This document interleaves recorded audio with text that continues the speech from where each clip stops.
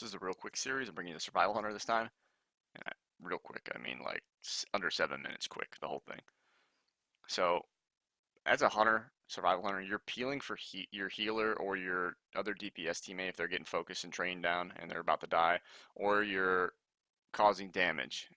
And I should say and you're causing damage while also CCing, the healer or DPS depending on what target you go. Most of the time you're going to be killing a DPS and CCing the healer. This is your general opener though. You're going to Serpent Sting after you coordinate assault, then you're going to murder crows. You're going to either double bomb. I use kill command to get that focus back, just in case I don't get a kill command bomb to come up. One of those ones that allows it to not have a cooldown. And pretty much you just start your mongoose bites, and that's your main source of damage. So big dick mongoose bites, getting that damage in.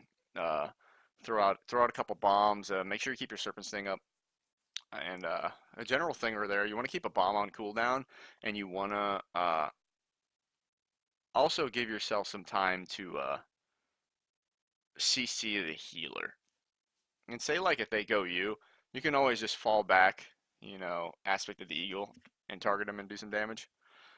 But right there, I just went over, my Azerite traits, and I used 2 battlefield focus and a wilderness survival. I like having the extra cooldown off the bombs, and then the battlefield focus is going to allow more damage to be dealt to that target. So when that procs, it does insane damage. But your big thing for hunters is to make sure when you do your burst, and you can see here Mongoose Bite, Serpent Sting, Melee, and then Murder Crows are your top damage. Point blank though, CC the healer after you've started your damage rotation. So you coordinate assault, you get your go, your paladin, your whatever, stuns, blinds, whatever's going on, then you trap out of that. And meanwhile you've got the dots from your Serpent Sting and your Murder Crows going. Uh, right here, just going over haste and versatility are pretty strong for your secondary talents. I've stacked haste. I use this trinket for survivability, and then I use this one for damage. They're both important because you can be trained as a hunter, and it's easy to kite, but it's hard to kite as well.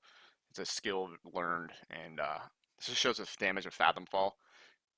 In that little bit of time, it doesn't do a lot of damage, but over the course of like a, you know, 8-minute fight, it can be the difference in your damage being number 1 or not. Roar Sacrifice, you use that for peeling. Survival Tactics, you use that against like mages, anything that's gonna like burst you down. Execute from warriors. You can swap camouflage and natural mending.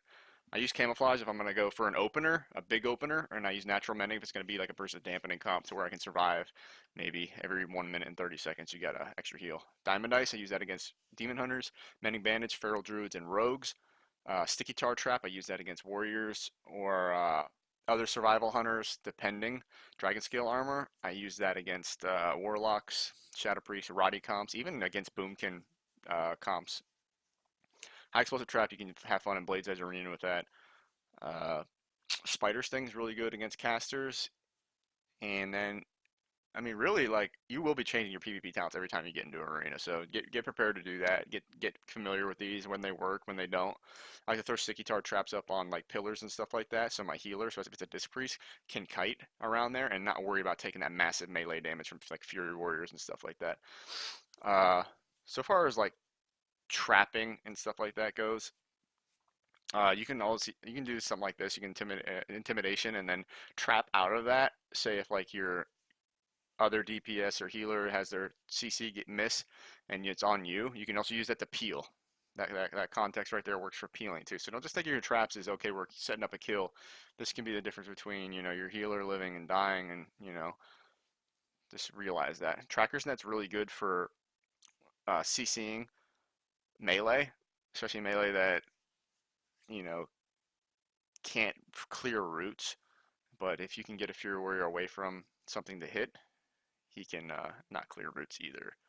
Other than Trinket, obviously, and stuff like that. But he's not going to waste Trinket on that.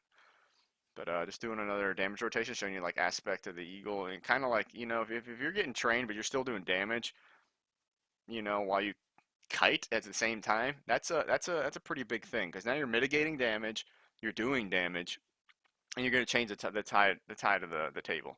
You can use your intimidation to stun lock the kill target, which is really good since I'm pretty sure it can't be evaded or dodged or any of that. So you can just use that on rogues when they invasion and stuff like that. They get low and they evasion is their like their last go to.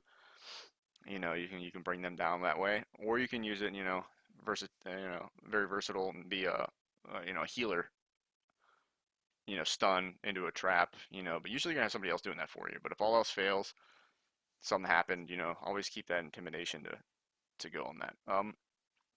So far as trapping and like opening, like in the beginning of the game, you want to be able to like throw a trap down somewhere and then try to get like their stealth out with flares. That's a big thing. I've won a lot of games by getting their stealth out and getting and ruining their opener. Flare works on everything. That's a very big thing. Don't overlook it. Use your flare in the beginning all the time. Um, Maybe with a harpoon, you can like there's ways to like post haste to get around pillars. Like say right there where I'm at, I can like jump in the air, post haste, which will knock me backwards, and then I can actually harpoon to get around a pillar to a healer. Uh, your harpoon trap is your go-to way at trapping, too. So like how I harpooned there and I trapped, that's a good thing to do. You can tracker's net trap on somebody that like anything but a druid really. You can throw your tracker's net down on it and trap from that. And really that's it. I mean, it's just a little short video to show you like some ideas as things to do. Doesn't have any actual gameplay, so you can actually experiment with this and learn on your own. That's the best way. And I hope you enjoyed it, and thanks for watching. And please like and subscribe for more videos and comment because I need that feedback to improve the quality of my videos and to get my message to you guys as clearly as possible.